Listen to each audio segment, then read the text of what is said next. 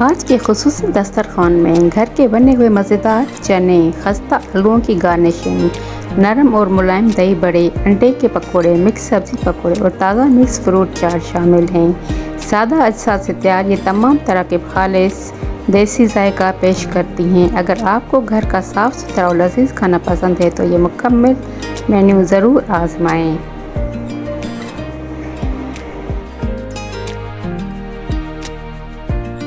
Hello guys, अस्सलाम वालेकुम। कैसे हैं आप? उम्मीद है आप बिल्कुल ठीक ठाक होंगे। This is me SoFi kitchen corner.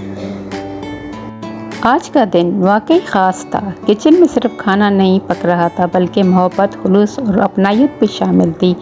घर के बने हुए खुसूसी चने, इन पर खस्ता सुनहरी आलूओं की गार्निशिंग, ताज़ा हरा मसाला और खट्टी मीठी इमली की चटनी, साथ में नरम व मुलायम दही बड़े, अंडे के पकोड़े, मिक्स सब्ज़ी पकोड़े और आखिर में ठंडी ठंडी मज़ेदार मिक्स फ्रूट चाट। ऐसे दस्तरखान जो सिर्फ पेट नहीं बल्कि दिल भी भर दे। सबसे पहले सफ़ेद चनों को रात भर भिगो दिया गया। सुबह जब उन्हें उबाला गया तो किचन में खुशबू फैल गई। प्याज को सुनहरी ब्राउन फ्राई किया, फिर अदरक लहसुन का पेस्ट शामिल किया। इसके बाद टमाटर, लाल मिर्च, हल्दी, धनिया और पाउडर गरम मसाला डालकर अच्छी तरह भून लिया। जब मसाला तेल छोड़ने लगा तो उबले हुए चने शामिल कर दिए। हल्की आंच पर दम दिया ताकि चने अच्छी तरह गलकर मसालों में रच बस जाएं। ऊपर से खस्ता फ्राई किए हुए आलूओं की गार्निशिंग की गई। हल्का सा चाट मसाला छिड़का और ताज़ा हरा मसाला, धनिया, पुदीना और हरी मिर्च का हमेशा शामिल किया। आखिर में इमली की चटनी डालकर जायके को मुकम्मल कर दिया गया। खस्ता आलू जायके में इजाफ़ा। आलूओं को छोटे क्यूब्स में काटकर दरमियानी आंच पर फ्राई किया गया जब तक वो सुनहरे और खस्ता ना हो जाएं। ऊपर से थोड़ा सा नमक और चाट मसाला छिड़का। जब ये आलू चनों के ऊपर डाले जाते हैं तो हर नवाले में कुरकुरापन और नरमी का हसीन इम्तिजाज मिलता है। हरा मसाला, हरा धनिया, टमाटर और प्याज, इनको बारीक काट कर मैंने चॉपर में डाला। फिर इनको थोड़ा सा ग्राइंड किया। ज़्यादा ग्राइंड करने से बहुत पतले हो जाते हैं। थोड़ा सा बड़ा बड़ा रखना चाहिए ताकि खाने में मज़ा भी दे और टेस्टी भी लगे। जब भी मैं कुकिंग करती हूँ तो ये अपना चॉपर यूज़ करती हूँ। वो इसलिए कि बहुत मेरी हेल्प हो जाती है। किसी को कहने की ज़रूरत नहीं पड़ती कि ये आप काट के दो या कुछ। हाथ से काटो तो काफ़ी टाइम लग जाता है। चॉपर में सब चीज़ें ऐड करके फिर चॉपर को थोड़ी देर घुमाने के बाद सारी चीज़ें हमारी तवक्कुआत से भी अच्छी कट हो जाती हैं। इस तरह के मसाले छोलों में और चीज़ों में बहुत ज़्यादा ज़बरदस्त लगते हैं। सारी चीज़ें चॉप करने के बाद मैंने फिर ये ऐड कर दी और ऊपर से हरा धनिया भी इसमें ऐड किया। उसके बाद ड्राई मसाले डाले जैसे नमक, काली मिर्च, सफ़ेद भुना हुआ जीरा और ये पोटैटोज़ के पीसेस। चनों में थोड़ा सा पोटैटो बॉयल करके उसके पीसेस करके आप इसमें ऐड करेंगे तो और ज़्यादा मज़ा आएगा। उसके बाद मैंने लाल मिर्च और नमक, भुना हुआ जीरा, अगर आप घर में भी जीरा भून के उसके बाद उसे ग्राइंड करेंगे तो उसमें और ज़्यादा खुशबू भी आती है और खाने में बहुत ज़्यादा टेस्टी होते हैं।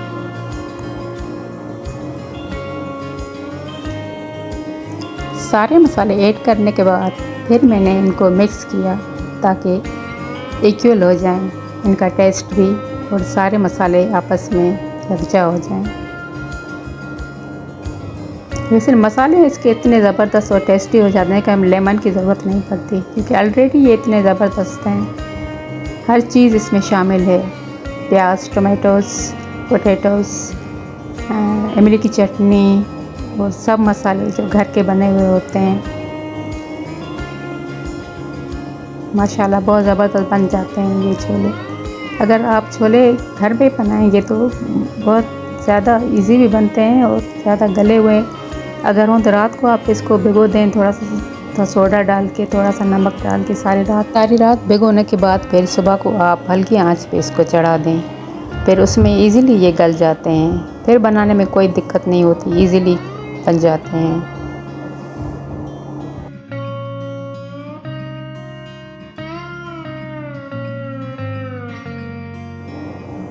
तो लीजिए जनाब, अब बारी आती है दही बड़े। दही बड़े पहले हम चॉपर में बेसन डालेंगे। बेसन डालने के बाद उसमें थोड़ा सा सोडा, हाफ स्पून से भी बहुत कम, क्योंकि सोडा बहुत तेज़ होता है। उसके बाद नमक, लाल मिर्च और काली मिर्च और थोड़ा सा वही जीरा भुना हुआ, ये आप ऐड करेंगे। तो इसके बाद जो है आप इसमें थोड़ा सा पानी डाल के इसको मिक्स करें ताकि इसका अच्छी तरह से बैटर बन जाए। चॉपर में वैसे भी बेसन अच्छे तरीके से, इसकी गुठलियाँ जो होती हैं वो भी हल हो जाती हैं, वो भी साबित नहीं रहती। तो मेरे ख़्याल में तो चॉपर इज़ द बेस्ट। आप ये यूज़ करें, हाथों से ज़्यादा अच्छा है कि आप चॉपर यूज़ करें। और जो है फिर आखिर में इसमें जो है प्याज और जो है हरा लहसुन और जो है मिर्च, हरी मिर्च और धनिया, ये मिक्स करके आप इसका बैटर बना लें। बहुत अच्छा बैटर बन जाता है, थिक भी हो जाता है और पकाने में भी ज़बरदस्त हो जाता है। दही बड़े बनाने वक्त आप इसमें प्याज थोड़ी कम डालें, क्योंकि ज़्यादा प्याज होगी तो इसके फिर पकोड़े अच्छे नहीं बनेंगे, इसलिए प्याज कम रखनी पड़ती है। और साथ ही जो है अभी बेसन का बैटर तैयार हो गया, इसके बाद बारी आती है दही योगर्ट की।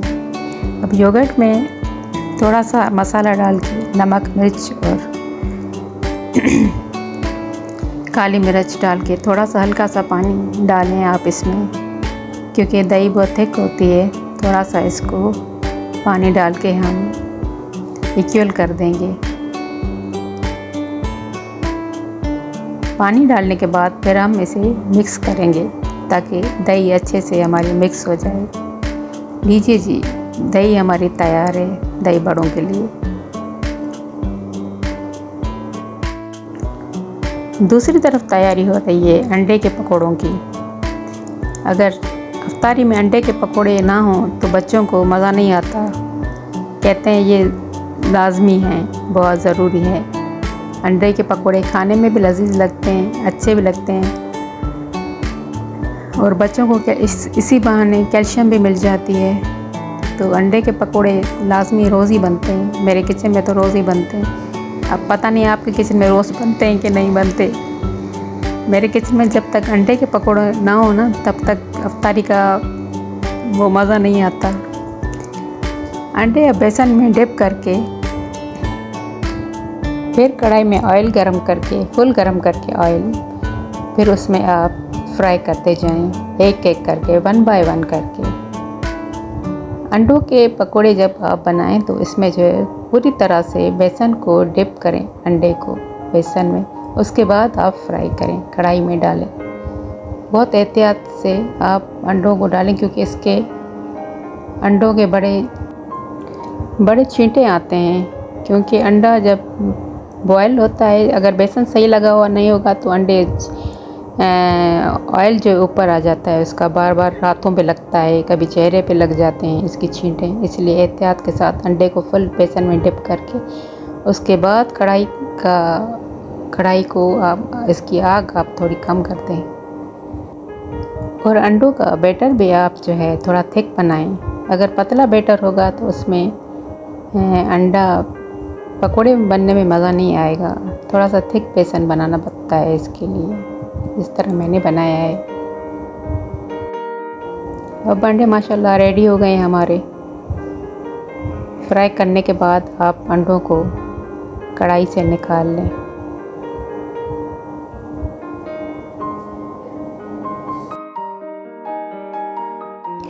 लीजिए जनाब, बातों बातों में हमारे अंडों के पकोड़े तैयार हो गए हैं। कितना इंसान रमज़ान में काम करता है, वैसे तो हमें इतनी चिढ़ लगती है कि ये बनाओ ये बनाओ ये बनाओ, मतलब सोच सोच के गुस्सा आता है कि इतनी चीज़ें एक साथ कैसे। मगर रमज़ान में अल्लाह इस तरह इंसान को ताकत दे देता है। हालांकि सारा दिन भूख और प्यास की वजह से भी हम इतना काम करते हैं कि हमें पता ही नहीं चलता। बस रमज़ान की खुशी और बरकत ऐसी है कि इंसान ना चाहते हुए भी सब कुछ कर देता है। तो जनाब अब बारी आती है दही बड़ों की। अब हम दही बड़े बनाएंगे, उसके लिए पकोड़े हमने इसमें डाल दिए हैं। इसका मैंने अलग से बैटर बनाया था। अब जो है दही बड़ों के लिए पकोड़े बन रहे हैं। ये भी थोड़े फ्राई हो जाएंगे, उसके बाद इसको पानी में डिप करूँगी ताकि उस थोड़े से नरम हो जाएं।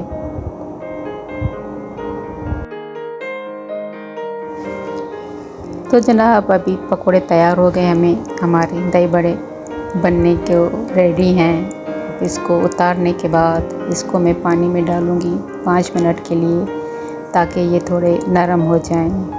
फिर दही में जाएंगे तो और ज़्यादा अच्छे हो जाएंगे और सॉफ्ट से हो जाएंगे ताकि खाने में टेस्टी और खस्ता लगें।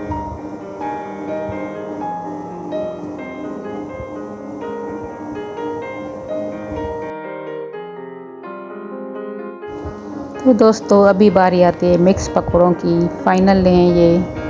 अभी जो ये मिक्स पकौड़े बनेंगे उसके बाद जो है उसके बाद मेरा काम फिनिश, पकौड़ों का काम फिनिश हो जाएगा। आज आपको मेरी रेसिपीज़ कैसी लगी? आप कभी कभी कमेंट भी कर दिया करें ना। आप कमेंट करते हैं ना लाइक करते हैं, क्यों भाई? ये तो अच्छी बात नहीं है। मैं भी आपके लिए इतनी मेहनत करती हूँ, व्लॉग बनाती हूँ, शाम से खड़ी रहती हूँ। शाम से तो नहीं, सुबह से ही हर चीज़ बनाओ करो, फिर उसको फ्राई करो, फिर लगाओ सजाओ, तो लाइक तो बनता है ना। प्लीज़ लाइक कर लिया करें, इससे खुशी होगी मुझे कि आप मेरे व्लॉग देखते हैं, पसंद करते हैं। तो लीजिए दोस्तों, खस्ता खस्ता पकोड़े हमारे रेडी होने जा रहे हैं। जैसे ही थोड़े से और क्रिस्पी होंगे तो इसको मैं अलग टिश्यू पे निकाल लूँगी ताकि इसका ऑयल डिसॉल्व हो जाए टिश्यू पे।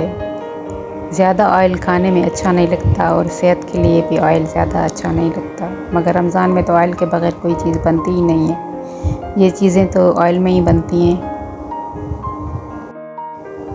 नाज़रीन, अब जो पकोड़े हमने पानी में डाले हुए थे वो अच्छी तरह से नरम हो गए हैं। फिर हम इससे दही में डाल के फिर हर मसाला और ऊपर से चाट मसाला डालेंगे ताकि अच्छे भी लगें और खाने में टेस्टी भी लगें।